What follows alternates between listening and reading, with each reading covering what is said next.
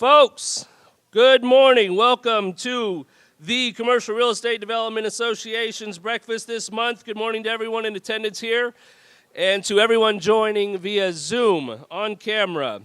I am your 2026 President, Steve Niger. We have over 250 people here in the room today, and it's going to be a great program. I think better than anybody can hope. Always. What's that? Let's go. Let's get started by recognizing our UNLV students in the room. UNLV students, please have a stand and say hello. They're here. They're wearing bright green ribbons, and their attendance is always covered by our student sponsor, Heller Companies. Thank you for that.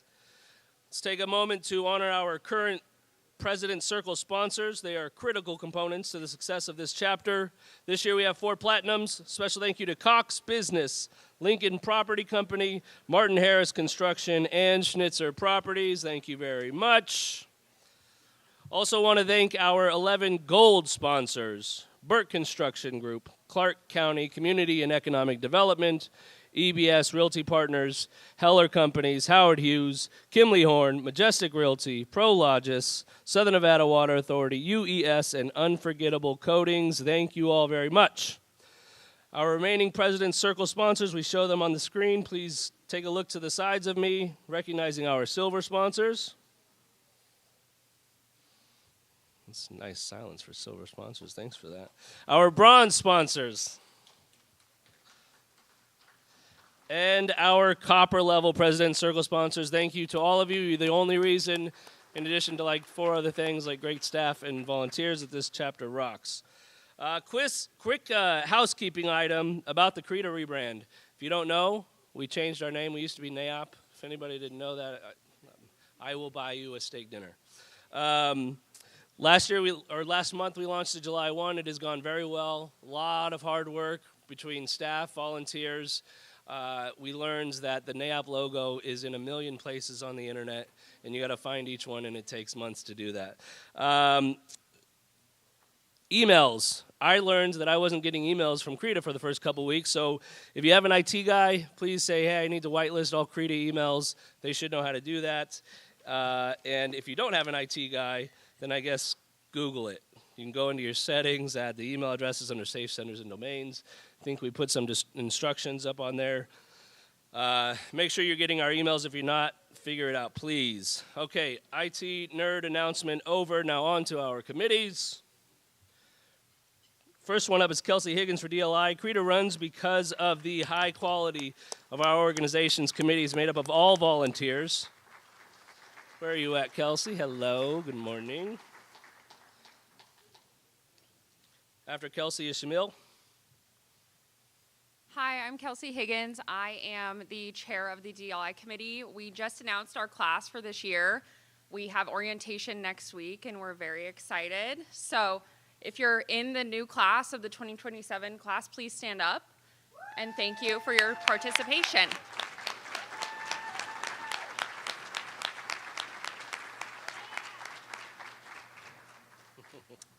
Hi, I'm Shamil with the Dolly Committee, but we have big news. We are evolving into the Executive Leadership Program, or ELP, and our mission remains the same, at striving to develop the next generation of CRETA leaders. Our relaunch is in spring of 2027 and will consist of 15 participants, 7 interactive leadership sessions, insight into CRETA, and guidance from industry leaders. This program provides opportunity to strengthen your impact in your career, our community, and our association.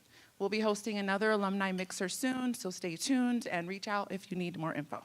Thanks. Very big announcement. Everybody that's been through that program loves it, and it's getting even better. Next up, membership. Art Green, about the big party. There it is. That's right, the big party. My name's Art Green from Geotechnical Environmental Services. By now, if you have the CRETA emails, you have learned that the big social event of the year is right around the corner, What you don't know is how cool this is going to be, because this is a brand new venue. Altair isn't even open to the public yet, and you're going to be one of the first people in there. Altair is a jet commercial liner that was dropped in the middle of Area 15 and rammed into a really cool, artistic-looking airport terminal.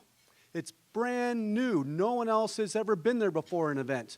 All right, so if you're the guy who's keeping up with the Joneses, you shouldn't go. If you're one of the Joneses, this is the place that you need to be, all right? So whitelist your CRETA email and register today because, you know, you got to be one of the guys that were there, all right? So my name is Art Green Jones, and you need to be at Alt Air on September 10th. Thank you, Art Green Jones. Art Green Jones is now your name forever. All right, we have just one more event announcement. Our annual bus tour here at the Orleans is Thursday, November 12th. Take advantage of our early bird pricing today. We have select sponsorships available to our members. Contact Mike Wilmore at CBRE or stop at the registration table on your way out. It is going to be a very fun bus tour. I'm very excited that I have a project in the tour. First time ever. Very excited. Each month we like to recognize our new members. If you are a new member, please stand up. Do we have any new members? There we go. This is a hard room to walk into the first time, so please make them feel welcome. CRETA Southern Nevada is over 795 members strong. Could be stronger. If you're not a CRETA member, you should be. Our chapter ranks in the top 7 nationally.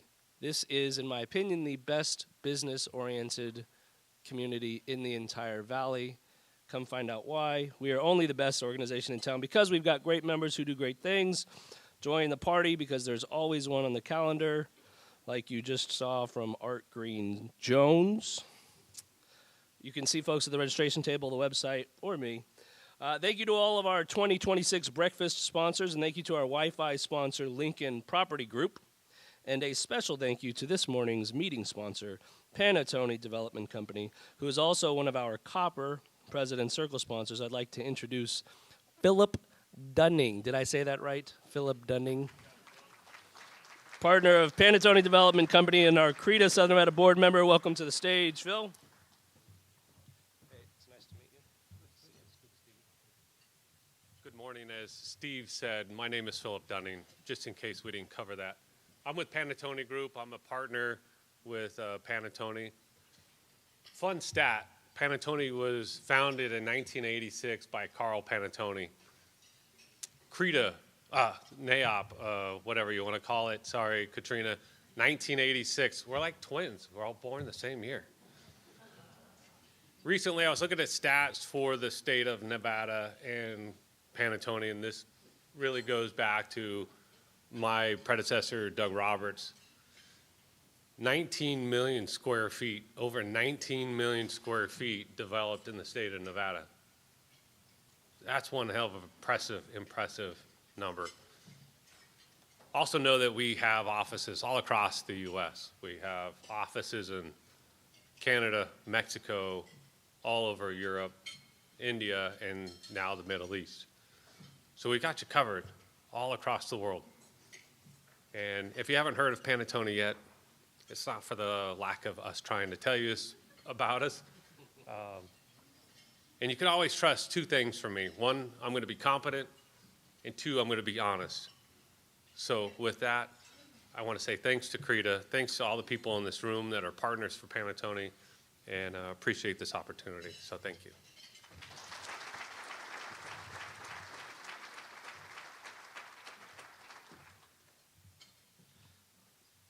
Thank you, Philip Dunning. Thanks. What's that? Oh, Philip Dunning Jones. Thank you, Cassie Catania Sue Jones. Thanks again to Panettone. Now on to our program. Reminder that for all of you in the room, we have a Q&A session at the end of the program for our in-person attendees. There are notepads and pens at the tables for you to write down your questions, which will be collected by UNLV students today. Is that correct? That's exciting. The Q&A starts at 9 a.m. and our program concludes at 9:15. I am excited for our program today, Navigating the Modern Supply Chain. I'd like to introduce our speakers.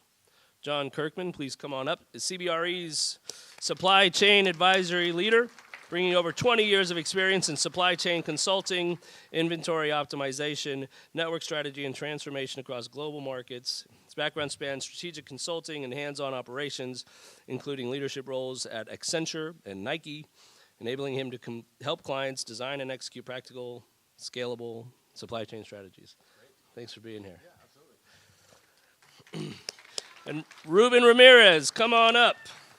CBRE's Senior Managing Director and Head of Occupier Services, America's Industrial and Logistics, leading client solutions, business operations, and client care across the Americas while leveraging CBRE's I&L platform and technology and processes to address complex client needs. The background in project management and financial transformation at PwC and across multiple industries, Ruben brings extensive operational and strategic expertise to supporting CBRE's 600 leasing professionals and clients. Welcome to the stage. Handing it off to you guys, and I'll see you at 9:15. We on? You good? Yeah. We've decided not to stand for this because there's a bit of a difference. So we'll sit down. It's in his contract when we hired him a year ago that he's not allowed to stand next to me because of the height difference. Super excited to chat with you today. As mentioned, I've been doing supply chain for 20 plus years, and I joke now it's finally cool. So it has a direct impact and immediate impact to how can we think about commercial real estate, industrial, kind of the evolution and cycles that we're going through. So I partner closely with Ruben on Occupier Services to make sure that we're in tow. We work closely together a lot with clients, both on the investor side as well as on the occupier side. So excited for the presentation. Yeah, thanks, John, for being here with us. And we're going to have, hopefully, an interactive conversation at 9 o'clock, apparently. Q&A at 9 o'clock, so save your stories till then. We're going to walk through some content today, but really it's going to be that combination of how supply chain interacts with real estate and why it's so important and why all of you in the room should care about that. So John mentioned I lead Occupier Services, so a big focus for us is ensuring that our clients are considering all the different trade-offs as they look at their portfolio, as they look at their footprint, and think about their business strategies and strategic objectives throughout. So hopping right into it. Mentioned supply chains happening, real estate's happening. Are the conversations happening together? A quote that John talks about often is, your supply chain team is already making real estate decisions. Are you aware of it if you're managing real estate? So we'll dive into that, but we want to make sure that you all are, in fact, communicating with each other. And those of you in the room that are supply chain focused, are you reaching out to your real estate partners to have those conversations? There's three things that we're looking after. First is, I thought I was loud enough. First is that disruption broke the just-in-time assumptions, whether it was COVID, tariffs, the shipping volatility, looking at lean networks that expose what companies were facing there as they rebuilt those buffers. So we're looking at those disruptions, and the real estate was following behind that. We'll dive into that in a little bit. Second is that the inventory strategy drives your square footage. So conversations around safety stock, we'll talk a little bit about just in case rather just in time. Safety stock is the #1 determinant of DC size. That's ahead of throughput, that's ahead of SKUs, ahead of volumes, ahead of automation levels. It's really going to be what is your safety stock plan as you look at disruption. And what brings us is to the disconnect between supply chain and real estate as you're considering these different strategies. Supply chain strategies usually are 12 to 24 months in your planning cycle when you're looking at your distribution models and you're looking at your inventory levels. 12 to 24 months. How often do we sign, or how long do we sign leases for?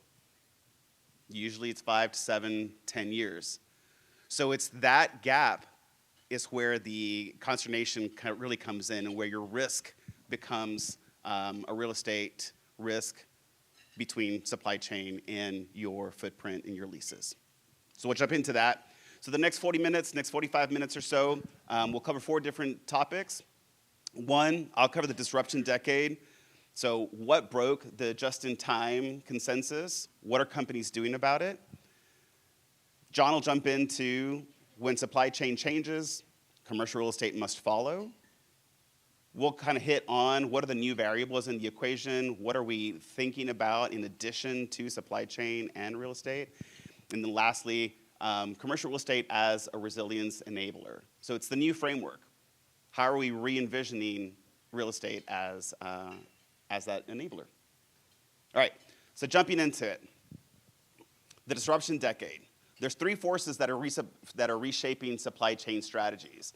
In the past, it was disruption that was kind of the outlier. You didn't really plan for it, you reacted to it.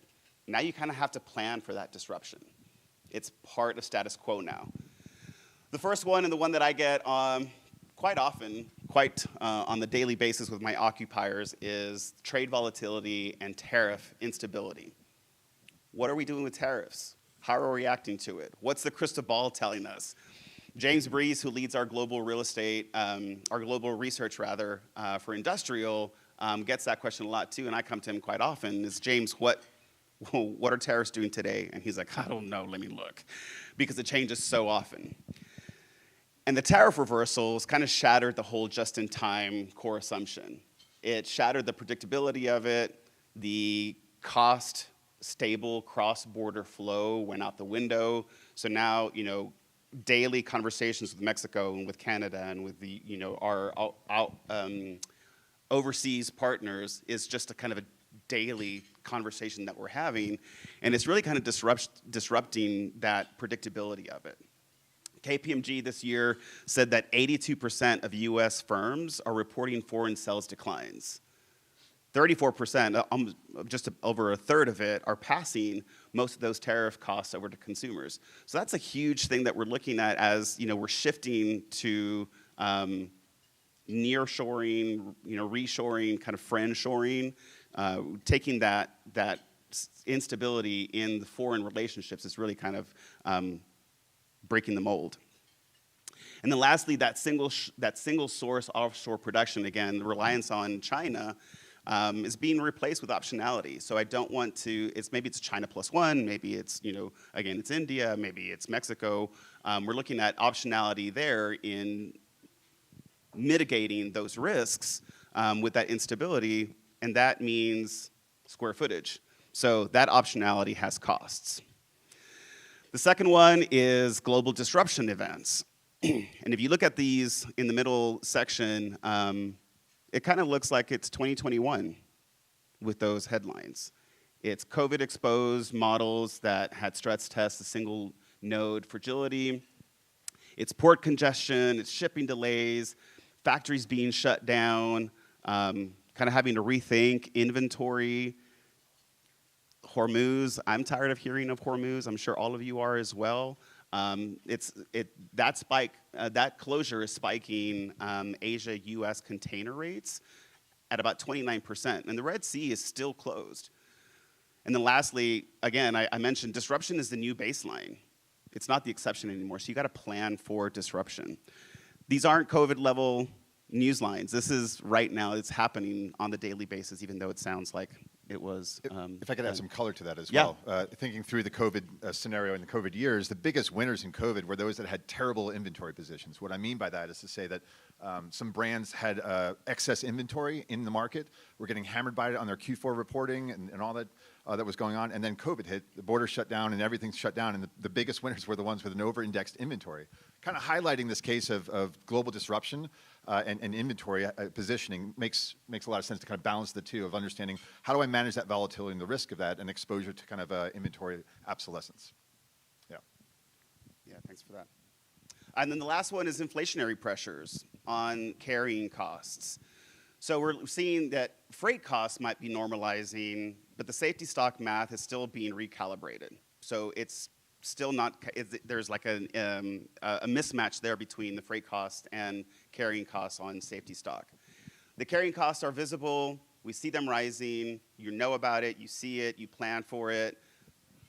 The safety stock component of it though, when you're looking at stock outs, those costs come at you quick because you don't necessarily see it, you don't necessarily anticipate it coming, but those safety stockouts, those stockout costs rather, are catastrophic to companies, and it impacts business, it disrupts It's not a great business model, and it's something that is pretty harmful to companies at that point. In the retail world, we call that the cost of lost sales, right? When we think about we're stocking out for those opportunities to sell, that full price sell-through that we're not able to do, so cost of lost sales. Yep. And then the new calculations don't really return to pre-2020 norms, so we're having to recalibrate those costs on an ongoing basis. So now let's look at the math and what we're seeing on that just-in-time to just-in-case shift. So the first one is a 15-year low on port proximate warehouse my goodness. Absorption. That's a difficult one. Port proximate warehouse absorption. Good grief. So 15-year low on those numbers. This is 2026 year to date. You look at an increase in retail fulfillment costs. John was talking about the safety stock there and retail lost sales. It's a 20% increase in those fulfillment costs. The third one here is truck spot rates. This is an April number, $2.89 on spot rates. July, we're over $3 now, so that's continually rising, and that has an implication on truck demand and the strategies and solutions that we have to then respond to with that shift. And then industrial demand. So this is a 2021, 2022 number, added 500 million square feet to net new industrial demand because of what we were experiencing during COVID. That absorption wasn't about e-commerce. It was about inventories. It was about that safety stock. It was about that just in case, or that shift to just in case. That was where that demand was coming from. And we're seeing a shift to that again as more companies are, again, planning for that disruption rather than the exception. They're actually planning for it, so now looking at safety stock, which means we're going to see probably increased demand on new industrial. Adding that buffer stock, so the question now isn't whether it's normalizing, but it's where that new equilibrium lands. So we'll get into that in John's conversation. So it's just a reset in the calculations.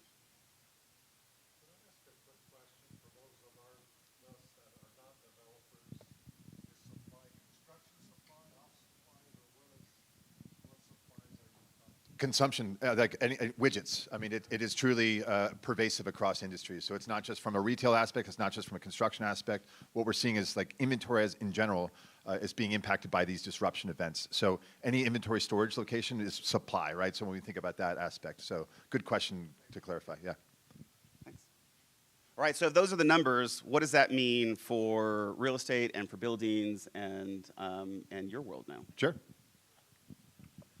So yeah, four kind of core real estate implications that we can act on now, kind of carrying through these themes of disruption and whatnot. So just kind of laying the footprint here, just-in-time inventory versus just-in-case. So a little bit of backdrop on just-in-time inventory. We in supply chain for years have been kind of driven on cost per box. So we're just a cost center, we're just a kind of back office, drive down the cost per box. So the idea was, how do I create just a single node distribution center where I can kind of have everything come in, have efficiencies, visibility, and have the metrics for all that. And I'm managing, again, cost per box and efficiencies throughout. The reality of just in case is I have quote unquote excess inventory now. I'm acting on a revenue cycle as opposed to just a cost cycle. So I'm unlocking the business cases now for these inventory positions is more along how do I unlock revenue as opposed to how do I just manage cost. So as Ruben mentioned, the location. So just-in-time is typically port proximate trans hubs or kind of import gateways. We're seeing a lot of movement inland, right? So there's mid-continent population centers and regional DCs, this hub and spoke type model to manage against just-in-case inventory. As mentioned, Ruben mentioned DC size. So throughput optimizing the kind of the just-in-time world. As I mentioned, I want visibility. I want to know where everything is and measure that. In the just-in-case, we're buffer heavy. We want to manage against kind of the swings and shifts in marketplace demand. A lot of folks are putting bets and putting puts and takes on where they're positioning that inventory to be most productive. Some of that has to shift as well. So we're seeing a 15 to 25% premium on square footage, excess square footage, quote unquote excess square footage. So comparatively to a just-in-time scenario, we're adding 15 to 25% more square footage for that. Same throughput. I'm a fan of this a lot. The building spec fundamentally changes as well. So this is not just because of just-in-time versus just-in-case inventory, but this idea of automation. A lot of conversations we're having today are not just about square footage, it's about cubic footage. How do we create higher density higher clears, and automation as an asset to really deploy that capital and manage that inventory in a more dense way to hit the population densities, population centers. So again, thinking through 36-foot clears, automated storage and retrieval systems ready, high power capacity, we're going to talk about that in a little bit, and again, cubic footage focused. We've got some tongue ties. Yeah, sorry about that. The important thing on the 36-foot clear, we've said that a lot, and a lot of head scratches happen after that.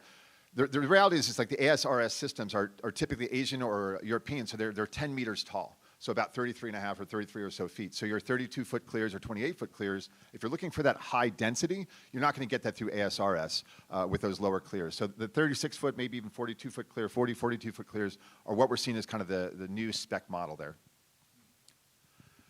We talked about lease terms, longer terms viable, predictable network logic. In the old world, just in time, I've got a single node asset that I want to just bleed dry in terms of its value. I want to run out the value of that before I even evaluate another location. This idea of testing and scaling and deploying inventory near population centers, kind of deploying, dependent upon your industry, deploying where there's an epicenter of demand, it requires us to kind of test and scale. So a lot of folks are kind of stepping into this, not knowing what this might look like or how to run this operation. So they're, again, as Ruben mentioned, typically 12 to 24 months are evaluated on what metrics changed, how was this season versus last season, what was our sell-through, kind of managing that a year-over-year basis. And if it fails, they pull out. They test and scale. If it doesn't work, they pull out. So lease terms have to kind of follow that. I think this is one of the reasons we're seeing a lot of rise in 3PL activity, third-party logistics companies, kind of managing that risk on behalf of the lease term risk on behalf of their clients. Yeah, I was going to say that's probably where 3PLs are now at about 37% of all industrial leasing, and this is a big component of that is because companies are using that to test viability in markets and automation and just new solutions. Exactly right. And then, as we mentioned before, the risk of just-in-time inventory is really network disruption. When we have these disruptive events, there is no buffer. You're exposed. From a just-in-case, it's a cost. There's always a healthy tension between service and cost in the supply chain world, right? And when we think about just-in-case inventory, your cost increases dramatically from an inventory holding position. So the reality is most companies sit somewhere in between this. No one's all the way left or all the way right on this. And the center of gravity of this is moving farther to the right as we kind of monitor this. Go. There it goes. Okay. So some implications to this. So first is location. Ruben mentioned we're at a 15-year low of port proximate warehouse absorption rate. Say that 5 times. So just in case inventory places inventory closer to consumption. We're seeing kind of the center of the United States start to emerge as epicenters and hubs. Just-in-time DCs sit near the ports, maximize inbound lead time, just in case near population centers, outbound service. It's a different strategy and a different geography as a result. Mid-continent markets are the key beneficiaries, kind of the winners in this marketplace. If you had told me 10 years ago that Kansas City would be a super hub of supply chain activity, I would have laughed at you. But it truly is. It's fundamentally changed how we're thinking about supply chain design. Places like Indianapolis, Memphis, it's always been, but it's emerging in different parts of Memphis, and even Columbus as a returns hub, emerging as super hubs for supply chain. Again, 10 years ago would never be the case. And then the network is expanding, not contracting. Companies are moving from 1 to 2 large coastal or inland to 3 to 4 regional hubs. This kind of idea of a mega DC and these spoke and hub model, these regional distribution centers. More nodes means more square footage, which means more inventory, which means more real estate decisions.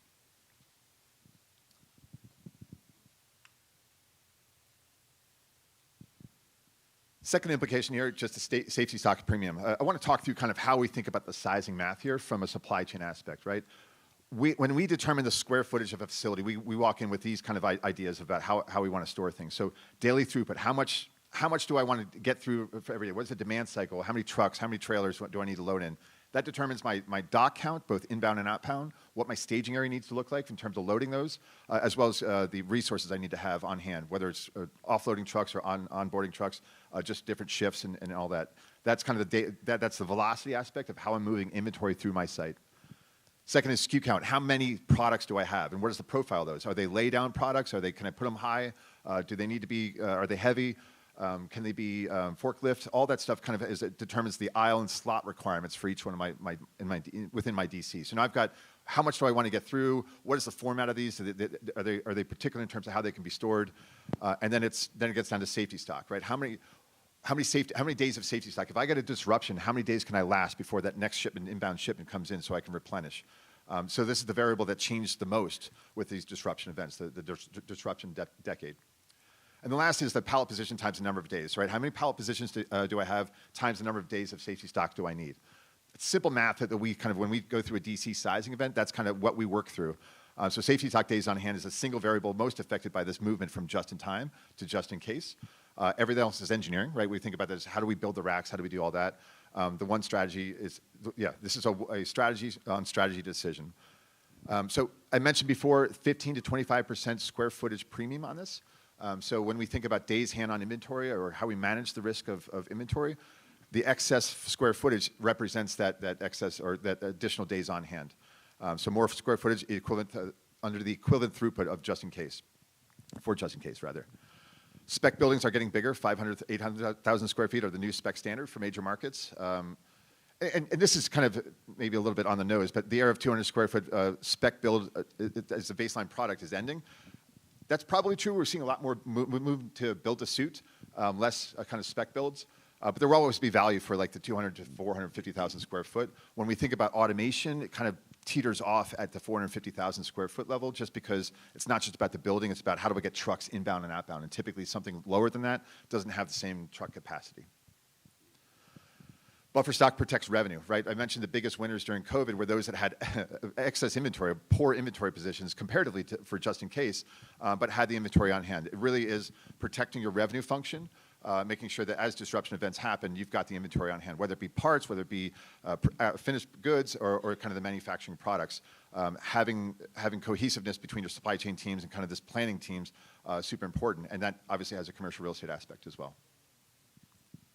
Designing the building, John, we're talking about spec and build-to-suit, really seeing a larger focus from occupiers on build-to-suits. Is the actual building design changing because of all these different considerations? Stay tuned. All right. So the building specifications. So the new baseline. Three points here: the power, the clear height, and operational technology. I cannot stress this enough how underinvested we are in power in the United States today. Data centers that consume a lot of power. We don't have power we've got a lot of examples where clients have built out facilities and the building's ready before the electrons are there. We have folks that have diesel turbine generators that were set up as backups but didn't get the power they needed and are running primarily off of the diesel turbine generators. We have examples of people exploring using old airline engines as turbine engines for power production behind the meter. Cannot imagine being close to that.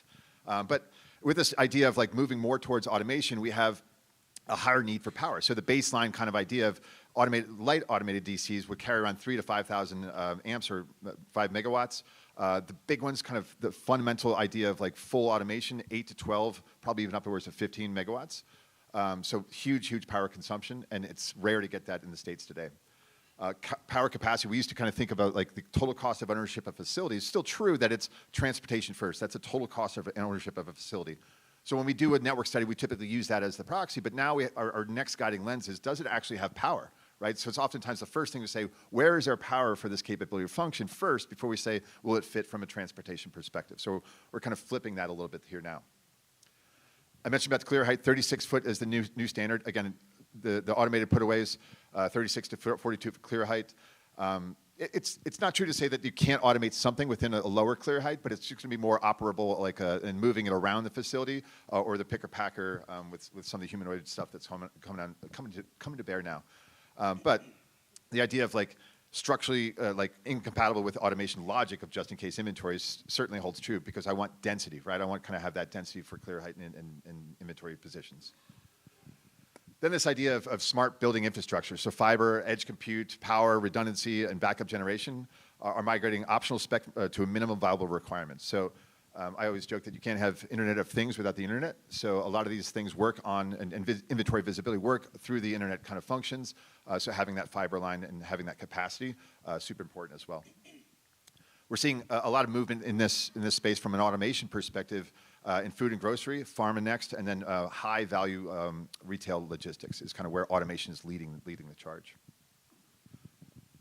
We talk a lot about the flight to quality, and for those owners here in the room that maybe have older buildings or maybe that don't have the 36-foot clear, can you talk a little bit about the implication of bringing those buildings up to snuff and making them more attractive to occupiers?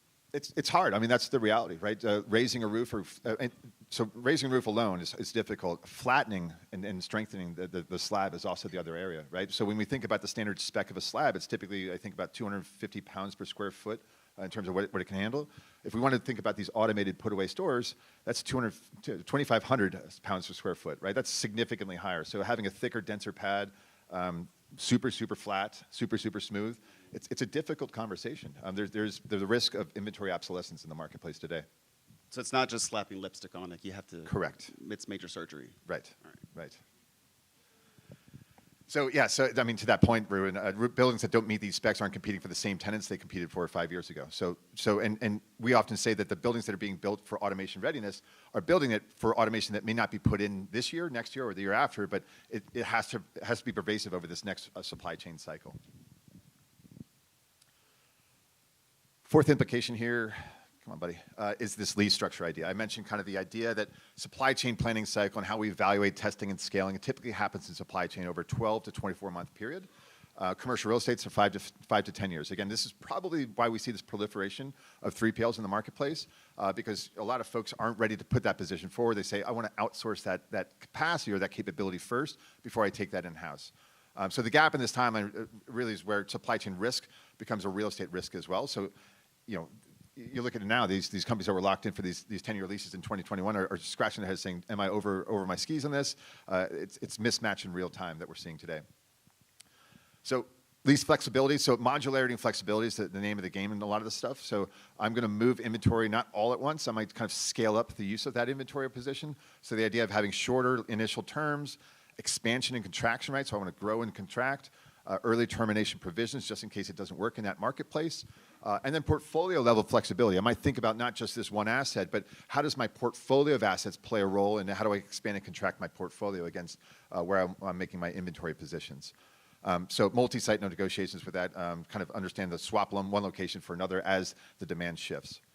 But yeah, these are kind of the key aspects of like what lease structures might work, and more flexibility, and as I said, more flexibility and modularity of these terms in the future.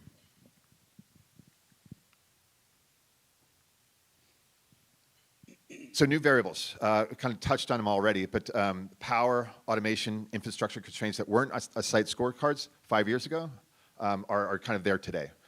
So getting into them, power is the primary constraint. I mentioned this before. Wildly underinvested in power today. So we have, it's up to 32 now, 32 states with large load tariffs targeting industrial users. So when data centers come in and say, we need this much power, they're now taxing them as opposed to passing along those costs. I think New York, New Jersey, and Virginia were the first ones to establish rules where they cannot pass the incentives that they gave to data centers onto us, Joe consumer, which is a good thing. The second one, the DOE Section 202, I know you guys are all hip to what the DOD 202C is, but basically we've got a plan for a lot of the power creation, capacity creation in the state. Some of our old coal plants and that they're supposed to be winding down and kind of being obsolete. We have 40 plus orders as of, I think, April this year say, hey, don't do that. Actually increase your power output because we're running out of power. That order continues to kind of increase and putting at risk kind of the infrastructure that we have today. And this is scary to me is as people kind of think through, okay, well, I can't get power from the grid. Let me get a gas turbine engine or a diesel turbine engine generator. We've got 5-year wait time for the gas turbine. So there's no near-term relief valve. You're looking at 36 months for even a diesel turbine generator in some instances, and it's just getting longer and longer as we think through that. There are a lot of folks kind of trying to discover what's called behind-the-meter power generation, so on-site power generation, and then on-site power storage as kind of the capacity management for all that, but it's still explorative at this point, and it's pretty wild how constrained we are with power. And the reality is like what this means for site selection is like time to power is time to market. So interconnection queues, again, they're lengthening. I think the last one we looked at was like 40 months for interconnection queues. Some markets with strong freight carriers, 3 to 5 year power timelines. And a lot of this is not just the power generation. The power lines, the substations, the transfers are all kind of, they're built for, I like to think, like small pipes, but as power increases, we need bigger pipes to funnel that power through. So the interconnection is queued up not just on the power generation, but also the power accessibility. This one scares me a bunch. Private equity capital controls the queue. So we've seen a lot of privatization of capital in the marketplace today. The kicker being that last point there, private equity is not a neutral in this war, and they certainly don't have Joe Consumer's best interest in heart, right? Private equity is known for kind of squeezing stuff, right? So a few examples: Ellis Power's 4.8 gigawatts or 4.4 gigawatts, ArcLight 2.2 gigawatts, dispatchable capacity, happening primarily in regions, small regions, kind of the Columbus, Cleveland area is a lot of privatization. We saw Google go with like, I think 2.8 megawatts or gigawatts rather in the Texas Panhandle. And then Tesla is building their own infrastructure for power as well. So this continues not just for private equity, but private companies are building their own power solutions as well. Digital Realty's $3.25 billion hyperscale fund consuming grid access ahead of industrial users. So again, I like talking about this, like data centers consume a lot of power, but not all at once. It's kind of like switching on like your table saw or kind of your air conditioning. You can kind of see the lights dim for a moment and they come back on. So the reason they need so much power is when the processors turn on, it just hums up. It's kind of a similar process. So they need to build for that peak, not for kind of the steady state running. And a lot of folks are kind of, well, actually FERC with the Federal Energy Commission kind of came in and said, hey, you guys are kind of building all this out. They're making some of these people that are requiring this big power to again, show me the business case of why you need that much power and what the homeostasis is and why you're not using behind the meter or kind of battery storage as options for your power consumption to mitigate that high reach. Yeah, so again, I mentioned this first new question, right? So no longer is it, let's look at the transportation cycle, labor, and then incentives. It's now saying, okay, how much power do you need? Where in the country is there power? And then evaluate the efficacy of it as a supply chain hub after that, which is kind of flipping the conversation on its head. So yeah, it used to be transportation, labor, incentives. Now it's who controls the interconnection, and can I get on that queue, and how long is that queue?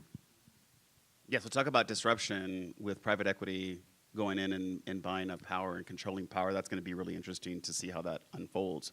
So we're talking data center being a major consumer of power, but obviously thinking about automation in industrial facilities. So what would be a typical data center power consumption versus an automated building? Yeah, good question. 20 megawatts is kind of the bare minimum for data center. There are some data centers that are consuming up to a gigawatt, which is just wild to think about. Yeah, and you think about the highly automated facilities that like Amazon is building. Their new spec, I think, is over 1 million square foot, 60-foot clear, completely automated, consumes about 18 to 20 megawatts. Yeah.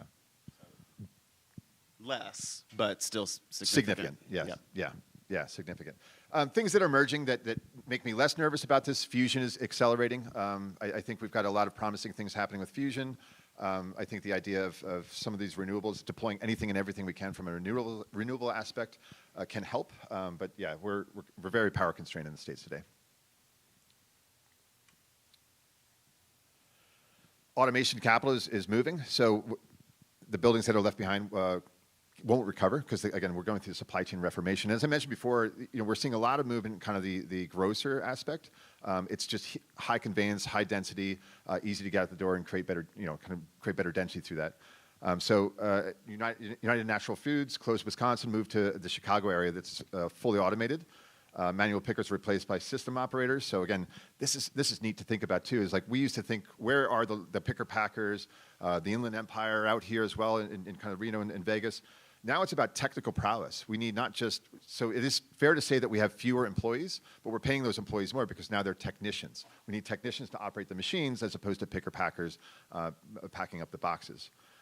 Legacy square foot has been delisted and is not re-tenanted, which is fascinating. Associated Grocers, another one, $110 million to modernize their Gulf Coast DC. Again, high automation, long resistant. Food distribution has long been resistant to it, but as the proof points start to emerge, it has crossed that inflection point. More and more are adopting kind of automation through the food. DHL is leaning heavily into this as well, and so it's basically the last holdouts that said we don't need that are kind of converting very, very quickly. And then again, $90 million robot facility and technician training hub. We're seeing this more and more as well as facilities stand up with high automation. They're deploying investments in community colleges, technical schools, as well as creating their own programs. For instance, Walmart, as they build out their automated facilities, travel around with a cohort of like 6 to 8 folks that go around to each facility to train the local staff about how to operate the machines of the future and train technicians. We actually, CBRE, we run a data center training, so we stand up a mini data center for folks and show people, like we train up the technicians on how to run data centers as well. We're seeing this more and more of like the idea of like being close to where the technical support is, not close to where the picker packers are. It's going to shift away. The tension there is we're wildly understaffed for technical workforce. Again, as I mentioned, these private companies are shopping around their own to teach up these folks, but there's just a mass skills trade shortage in the United States today. Again, the comment is true that I have less employees. What's oftentimes missed is those employees change in terms of complexion, in terms of cost as well. So it's not to say that your cost goes down, the number of employees goes down. It's fascinating to me the ecosystem that something like this creates, and everything that is needed to go into a data center or needed to go into a highly automated industrial facility is you need the labor, you need the power, you need infrastructure, you need all the things that go into it. That it's just, it sometimes hurts my head to think about everything that needs to happen in order for a successful automated facility to take shape. Totally true. It's easy to throw the words out in the air, automated facility, but the reality and the circumstance we are in the States today, it's tough to figure out where, right? It's tough. And commercial, this is back to you, bud. Yeah, so thinking about all this and again, making my head hurt about everything that needs to be considered as you look at the future of real estate and what you need to be considering, moving from a cost center to a strategic advantage. We've always talked about having real estate folks think about real estate as a competitive advantage for your company, as a strategic lever in looking at moving your organization forward. So part of that is the scorecard. So site selection scorecard, what you see there on the left-hand side, is it the left? Yes. Left-hand side is your traditional site selection that you're comfortable with. You think about transportation, you think about labor, you think about construction and real estate availability, you think about economic incentives and the viability of incentives to offset costs. You want to be proximate to your customers or your suppliers. So that's comfortable for us. We know that. We do that every day. We understand it. The new things that we need to be considering now is on the right-hand side. So the left hand doesn't go away. That's still there. We just need to add the rest of the story to it as we look at these scorecards to grade new sites for a successful site selection. So again, time to power and firm capability or capacity availability. So understanding you may need it at some point in the future. Maybe you're not ready for automation now, but you want to plan for that because you want to evolve and grow your business. What does that time to power look like? And understanding the commitment from the municipalities is it 18 months? Is it 24 months? Is it 5 years? What does that look like so that you can start planning for that automation? Technical and trade workflows. So again, having that labor. Are you partnering with universities? Are you creating your own vocational programs to train staff to, maybe you've got a nuanced way that you look at automation and the way that you want to operate your business. You want to train your staff that way. So are you setting up your own programs? John mentioned it. Are you partnering with someone like CBRE to create those programs for the labor and those forces? Let people that focus on labor do that and not you have to worry about it. Water access, another one. So if power is a big constraint, water is a huge constraint. We talk about availability there. NIMBYism is real. It is here. It is not going away. NIMBYism has been there for distribution centers. Now it's there for data centers. Folks are in their communities are really concerned about the effect of, or the impact rather, to their resources like water. Automation ready, so we talked about that. What does it mean to be automated ready? What does it mean to have an automated ready building? So John hit on it a little bit. It's the level of the floor, the thickness, and ensuring that you're able to withstand the weight. It's clear heights. It's accessible to power. So really looking at the future being 36 feet as a minimum to have that be able to sustain an automation program. network optionality, so really looking at options like Mexico that are going to provide that flexibility. That Mexico corridor, we didn't really hit on rail too much. No, we didn't. It's important to note, and that's a key point, like the nearshore capability of network. Laredo, Texas surpassed the port of LA Long Beach in terms of port dollar value just last year and is not looking back. So we're seeing a lot more coming through the port of Laredo, more so than, now the quantity is still going to be LA Long Beach, but I think the value in terms of machinery, medical devices, a lot of other stuff we're seeing come through the Laredo border. We didn't talk about rail. CPKC, Canada Pacific Rail and Kansas City Rail merged. So now from Monterrey, Mexico, all the way up through Toronto, we've got a unified rail. So we no longer have to rail hop to get to the different rail sites. And then BNSF put a huge facility in Kansas City, a rail spur out there. We're seeing a lot more just intermodal activity across a lot of our clients, leveraging rail because it's typically around 30 to 40% cheaper than dry van. It's just slower. So it's just managing the risk of time versus the cost element of that thing. So a lot more rail spurs. We talked about spot. Yeah. So Kansas City emerged as a super hub as a result of that. Then we've got Union Pacific and Norfolk Southern talking about kind of merging, and that's going to be from basically Northern California all the way through to New York and Virginia. So I think that's a $8 billion merger or something crazy like that. So that's going through the approval process now. So then we'll have kind of true singularity of rails and unification of rails across both north-south and then east-west as well, providing major arteries for kind of rail service. Yeah. And spot rates going up, legislation not allowing 3PLs to pass the buck, so to speak. Yeah, so talking about the emergence of rail, there's some factors that are kind of accelerating this. As Ruben mentioned, the Supreme Court unanimously decided that saying, hey, you as a major 3PL can't just pass the buck on and say, oh, it was somebody outsourced to us. That's the reason there was a failure. They were being held reliable. And as a result, a lot of these major 3PLs said, go kick rocks. I'm not working with you anymore because now I'm unliable. The second thing is J.B. Hunt retired about like 30,000 trucks. 45,000? Yes, yeah. 30 to 40. So we have 30 to 45,000 less trucks just from a major provider that we ever had before. And then another one, blanking on the name now, but retired the chassis because they didn't want to meet up to the regulatory rules. So all that to say that the cost of truck and supply, it's a supply driven from a costing perspective, which has caused this inversion of, and I'm nerding out on supply chain here, so I apologize, I'm glazing people over. What that inversion means is if I got a contract rate with Ruben for a certain route, if that spot rate increases beyond what I'm getting paid by Ruben, I'm going spot. I'm going to cancel all these shipments. I'm just going to spot market. I make more money on this side, which leaves Ruben on the lynch. Yeah. So to kind of understand, well, what do I do now? Well, he's got to go to spot rate, which drives up the cost and then drives up demand and drives up the cost again. So this kind of cycle is affording a lot of rail to kind of emerge as a key kind of aspect of how we mitigate against that. Yeah, I love that because it's kind of like what's old is new again, with rail coming back in vogue and being an option. I know Vegas maybe not be a huge rail market, but we're certainly seeing that across the country as a viable option to try to mitigate some costs there. Yeah. And the last point there on site selection is flexibility around lease terms and ensuring that there's going to give you some flexibility in that framework to be able to make different decisions if strategies aren't quite working out the way you want it to.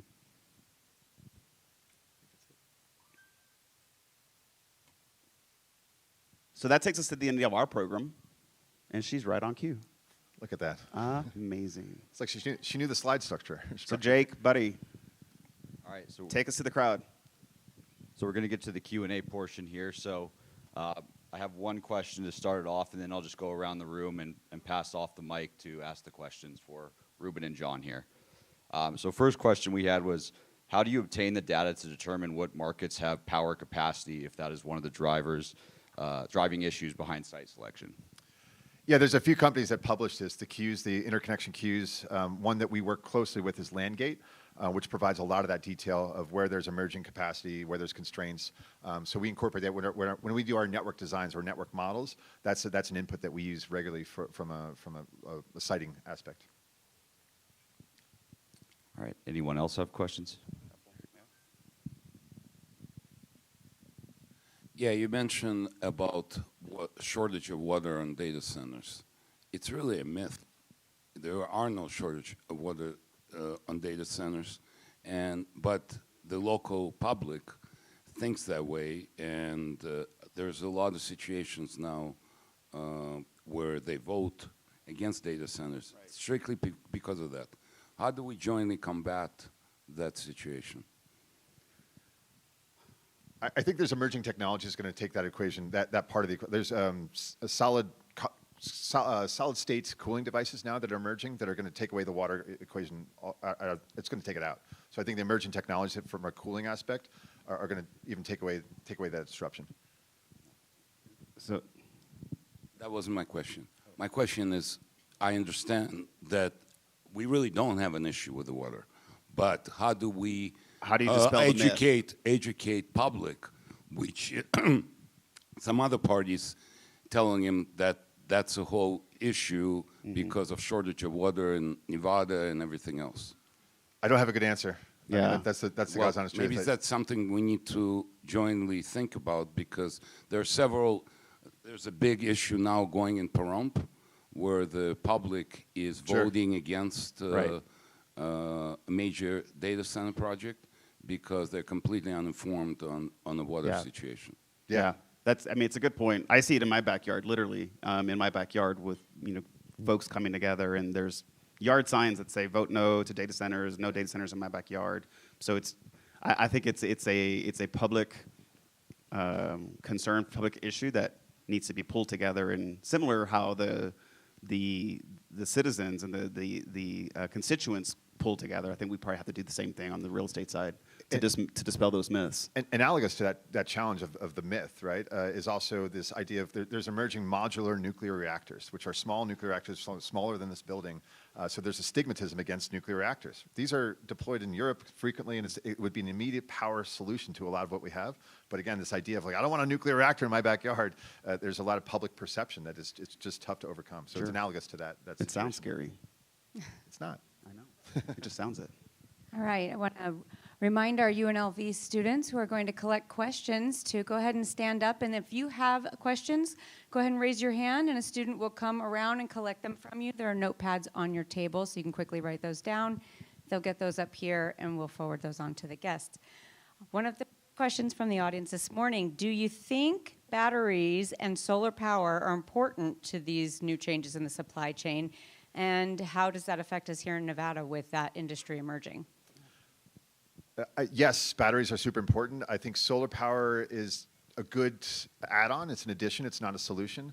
As I mentioned before, we need all aspects of energy production. It doesn't matter what side of the aisle you're on. We need coal production. We need nuclear. We need everything because we're so constrained.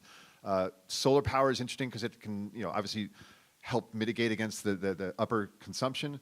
But what we're seeing more and more often is what's called BESS, battery energy storage systems, which are kind of behind the meter storage systems.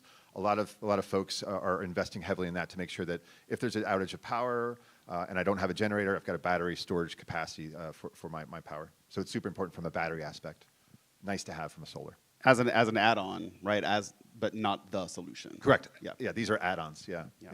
And I think there's what we're seeing. There was a few examples of solar panels catching fire and causing massive damage. So now there's a stigmatism against solar panels as well. So, Which was an right. insulation issue. it was an insulation issue. Well, Yeah. But yeah. Speaking of stigmatized energy sources, another question here says, I feel like we're not getting the full picture on power nationwide. We hear nothing except all the loud people saying that we hate nuclear. And then we randomly hear or see a Department of Energy post about how they just energized a new nuclear power facility. So what is going on? It's a I would wonderful, never wonderful be good question. as a press secretary. The amount of times I get what's going on from a supply chain. I think the reality is again, I said this before, there's a stigmatism against nuclear. In 1973, 74, France decided they were going full nuclear, and they're the most stable power grid on the planet. So thinking that through, we've just, again, got the stigmatism against nuclear. We've got this idea of these modular nuclear reactors that are sitting ready to kind of deploy, and it feels like we've just got this hurdle to overcome from a perception perspective. I'm bullish on this idea of fusion, which is a much more cleaner version of nuclear, but we've got to find a different word than nuclear to call it out, because, again, there's just a public idea of what nuclear is and is not. So it's tough. So one of the things you talked about a lot here was the automation. What size facilities are you starting to see that automation kick in, and then when that clear height, that 36 plus, comes into play? So minimum is, as I mentioned, 500,000 square foot. When we think about automation facilities, again, it's that clear height, it's the putaways, it's the automation inside, it's the power consumption.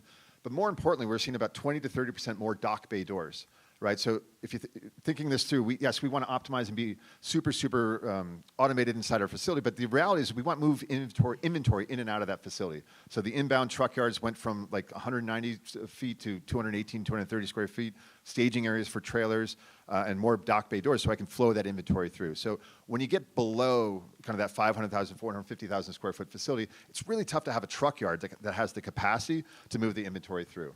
So that's where we're seeing kind of that bottom.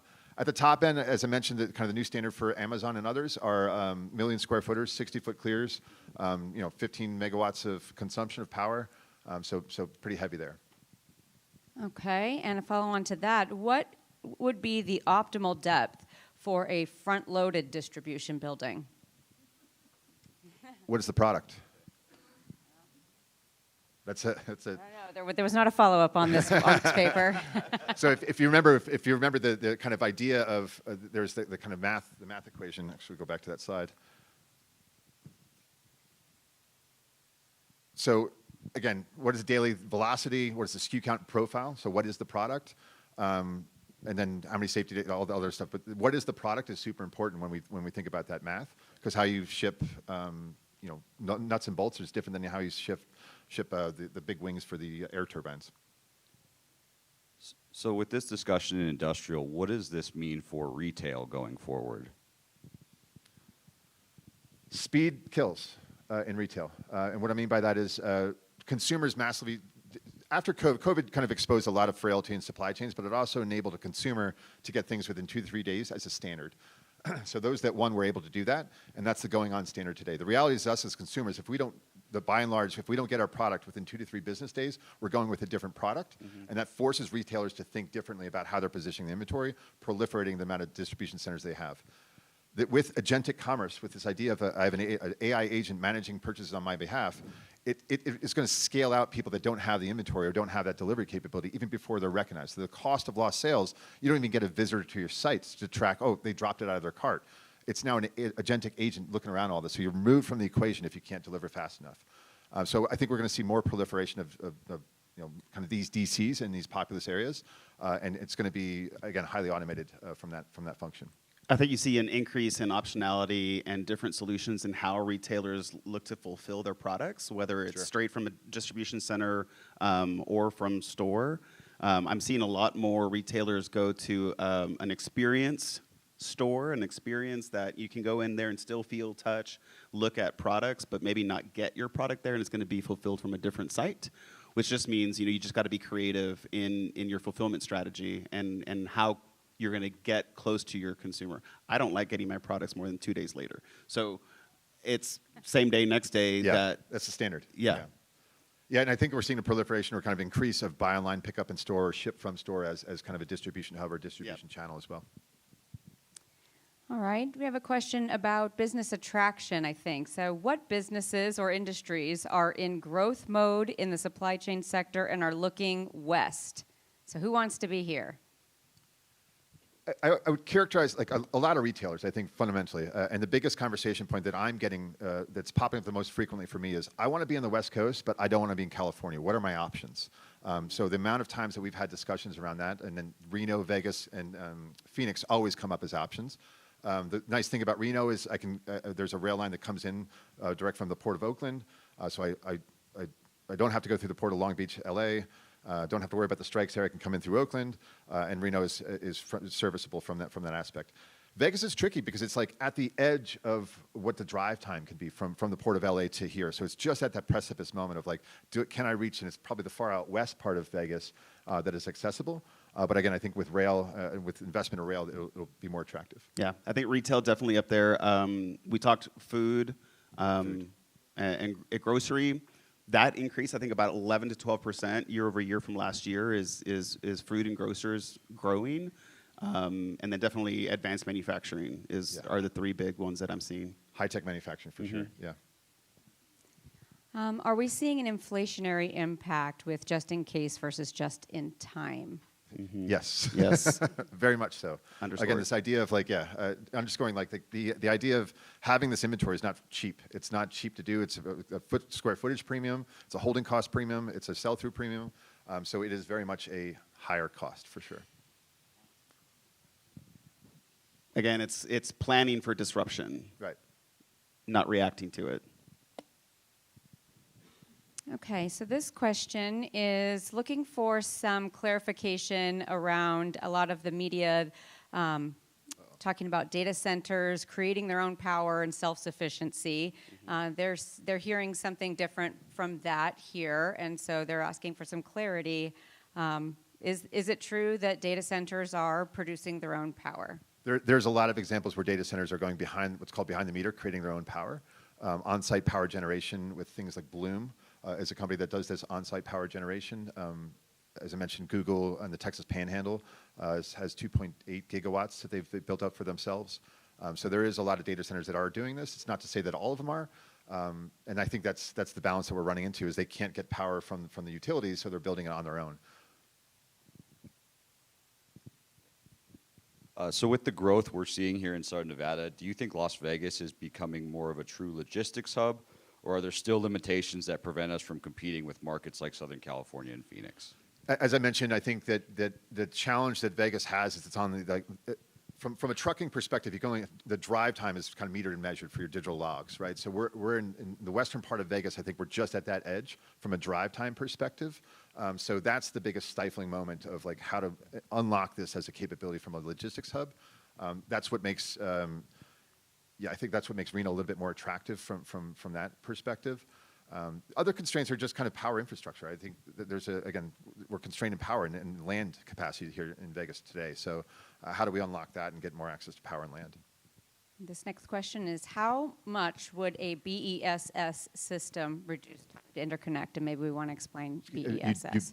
You blocked out there for a second. Can you repeat the question? Sorry. How much would a BESS system reduce time to interconnect?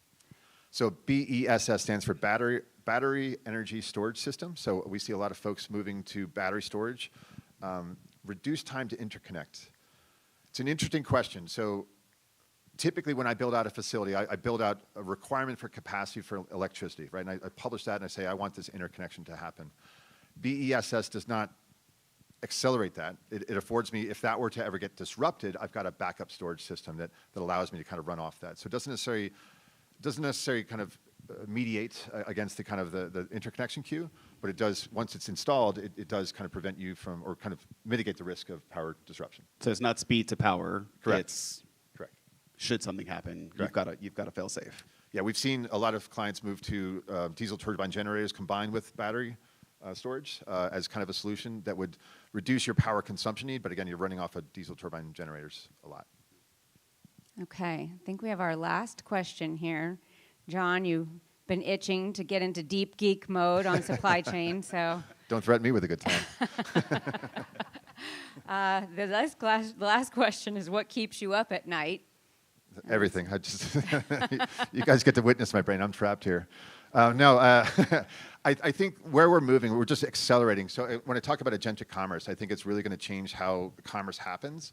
And I think planning for that, understanding the future, what supply chains need to help support that is really kind of where my mind kind of always niggles.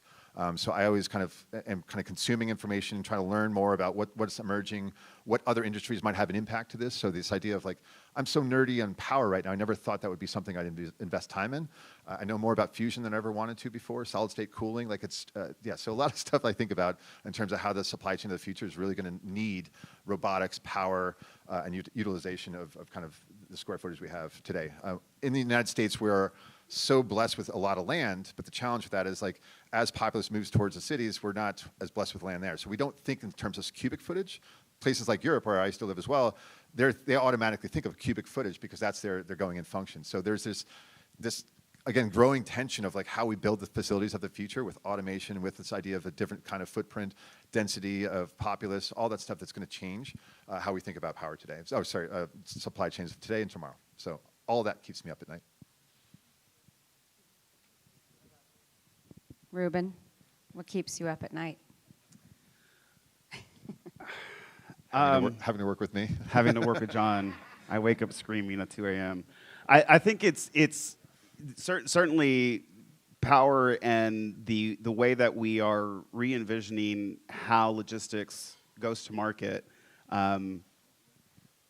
not being able to keep up or keep ahead of the curve with those changes and occupier suffering as a result is really a concern. It's one of those kind of heady things that you don't really have an answer for, but you want to continue to stay ahead and you continue to innovate.